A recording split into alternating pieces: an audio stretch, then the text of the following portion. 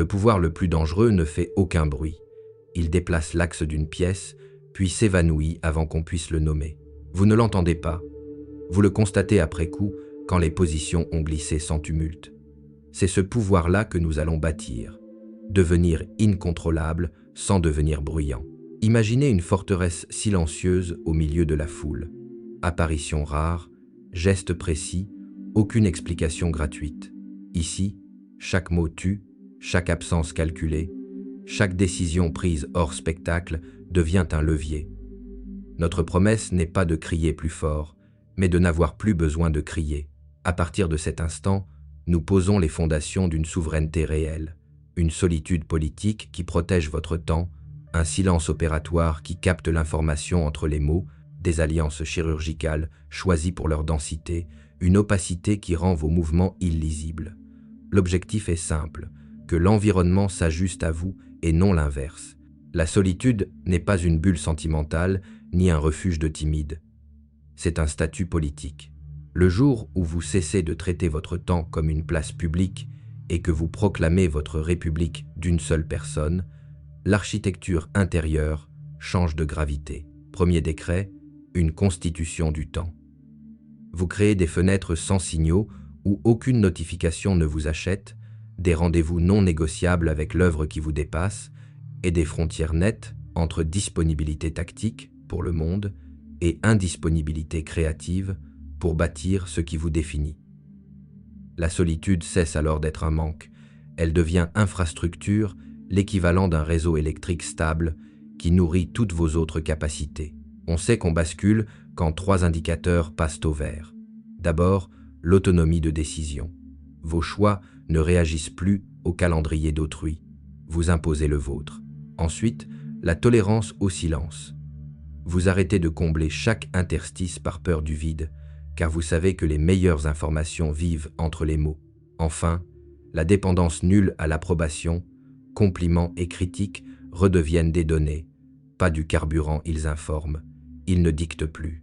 Concrètement, vous creusez chaque jour 2 tranchées de 90 minutes pour le travail profond, vous instituez un sabbat numérique hebdomadaire pour oxygéner la pensée et vous tenez un journal de bande passante qui révèle ce que vous dilapidez en logistique relationnelle et ce que vous regagnez en profondeur stratégique. Vous vous dotez d'un entonnoir unique de capture idées, tâches, signaux, pour libérer le cortex de la charge de rappel et concentrer l'énergie sur l'exécution. Vous simplifiez l'environnement. Outils éprouvés, espace net, rituels d'entrée-respiration, phrases directives et de sortie marche brève, pages manuscrites, afin que la journée ait un relief et non une bouillie. Cette souveraineté ne vous isole pas. Elle re-hiérarchise.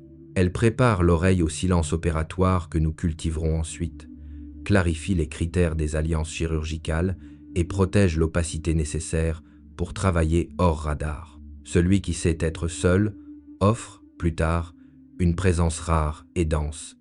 Il n'a plus besoin de s'expliquer, il rayonne par consistance. Voilà la base, une liberté qui n'est plus déclarée, mais organisée. Le silence opératoire n'est pas une absence de mots, c'est un instrument de mesure. Après avoir instauré votre souveraineté temporelle, vous apprenez à lire ce que la plupart n'entendent pas, les interstices. Une conversation n'est pas une ligne continue, c'est une suite de micro-coupures où la vérité cherche de l'air. Vous vous branchez sur ces zones de basse fréquence, micro-pauses qui s'allongent d'un souffle, regard qui fuit une demi-seconde trop tôt, lapsus qu'on corrige en riant, répétition qui insiste sans raison apparente, accélération de ton quand la pression monte. C'est là que l'information utile vit pas dans les slogans. Le protocole est simple et exigeant. D'abord, ne comblez pas chaque vide. Résistez au réflexe social d'emplir le silence, laissez-le travailler pour vous. Ensuite, posez une question brève, chirurgicale, puis attendez 2 battements. 2 véritables battements. Inspirez, expirez, regard stable, ne reformulez pas, ne sauvez pas l'autre de son hésitation. C'est souvent au bord du malaise que le détail décisif apparaît. Enfin, racontez moins, écoutez mieux. Quand vous parlez, vous répétez ce que vous savez déjà. Quand vous écoutez, vous captez ce que vous ignoriez. Pour rendre ce silence opératoire et non décoratif, tenez un journal d'observation, pas un roman, un relevé court, daté, codé, 3 colonnes suffisent, indice hésitation, haussement d'épaule, variation de débit, contexte sujet, enjeu, pression, hypothèse, ce que cela suggère. Avec le temps, vous verrez des motifs se dessiner. Telle personne accélère en parlant budget, telle autre répète franchement, avant chaque demi-vérité. Vous n'accusez personne, vous cartographiez, créez les conditions de lisibilité, espace sans bruit, parasite, regard calme, téléphone face cachée. Ajustez votre posture, épaules relâchées, coudes décroisés, voix basse. Adoptez le tempo froid, ni précipitation, ni relance nerveuse, ni « ah ma main » compulsif pour rassurer. Et apprenez à laisser tomber les détails spectaculaires qui amusent mais n'éclairent rien. Visez les écarts minuscules, les joints de la phrase, les angles morts. Erreurs à éviter. Confondre silence et passivité. Vous êtes actif, mais au ralenti. Confondre intuition et projection. Notez, vérifiez. Ne plaquez pas vos peurs. Confondre gêne et culpabilité. Une hésitation peut n'être qu'un mot cherché. Le but n'est pas de piéger, c'est de comprendre pour mieux décider. Ce que vous récoltez ici alimente la suite. Il détermine vos alliances, dicte votre opacité et cadence votre timing. Le silence devient alors une technologie, discret, précis, cumulatif. Moins vous parlez, plus vos décisions prennent du poids. Et quand vous parlerez, ce sera pour déplacer l'axe, pas pour meubler la pièce. Après avoir appris à lire les interstices, vous savez désormais que toutes les relations ne se valent pas. L'étape suivante n'est pas de réseauter, mais de greffer avec discernement.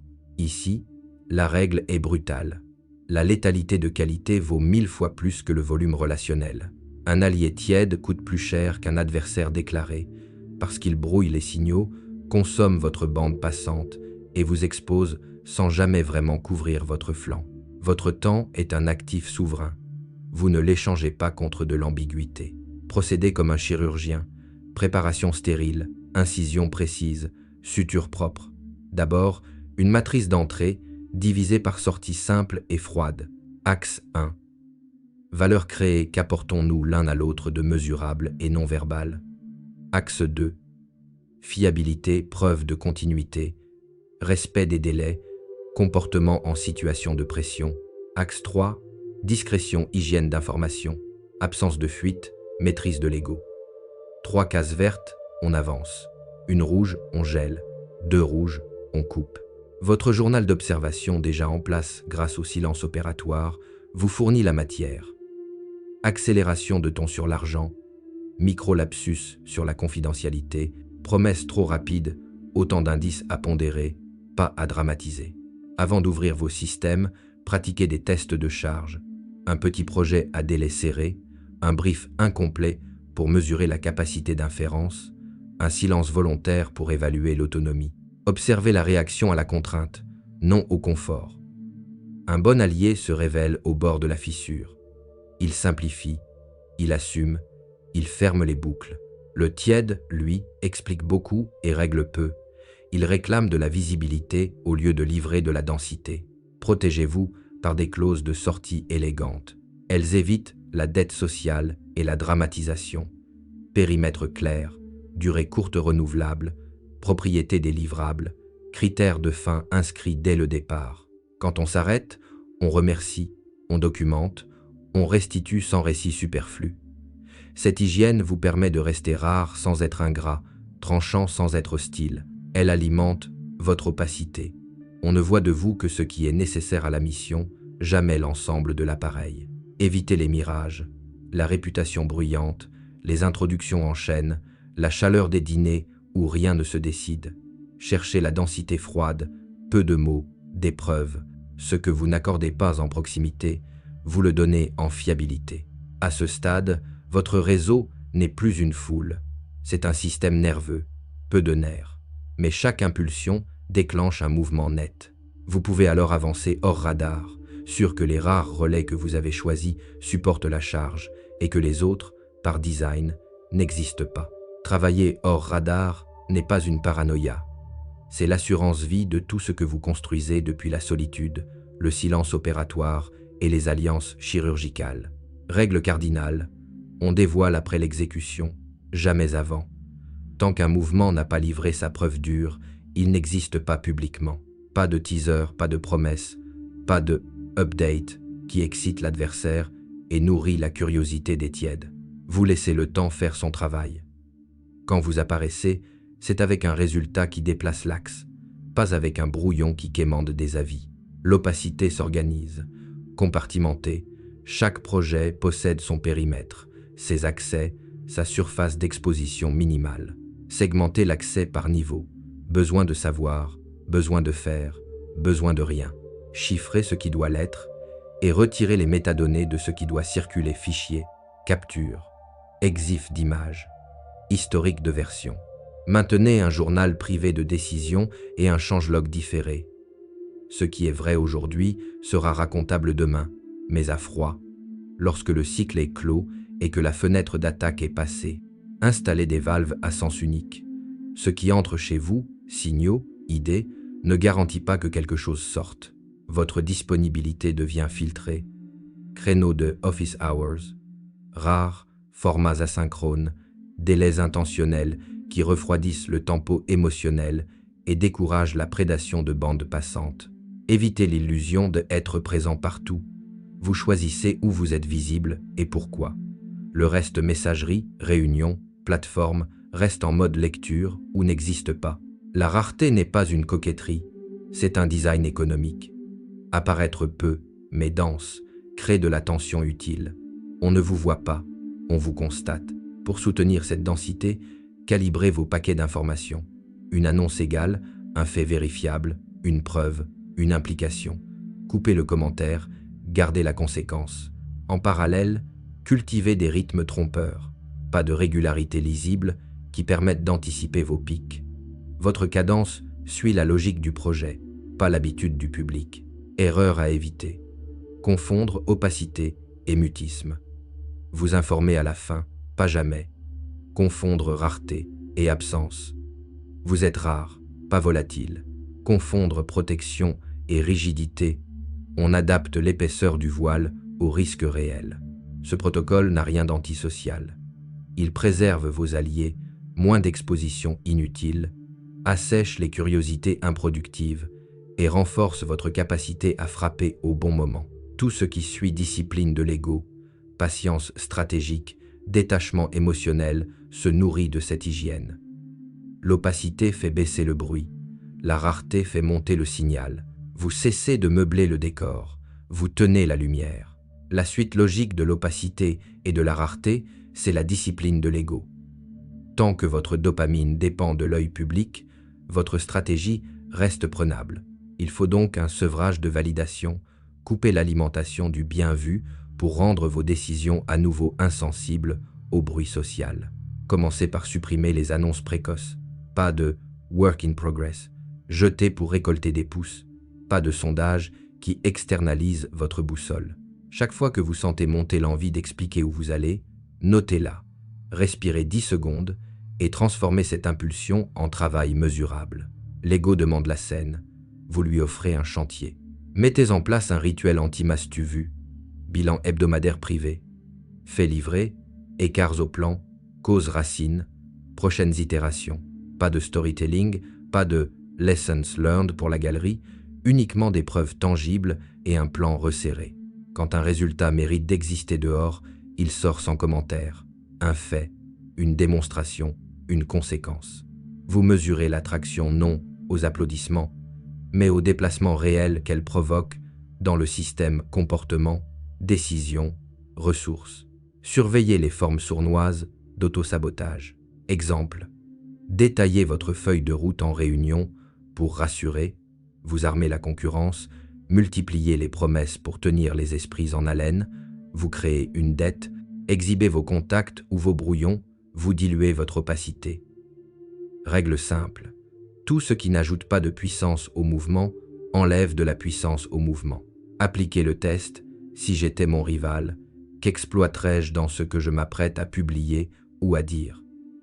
Si la réponse existe, Taisez-vous, chiffrez ou décalez. Calibrez votre narratif interne pour tenir l'ego en laisse.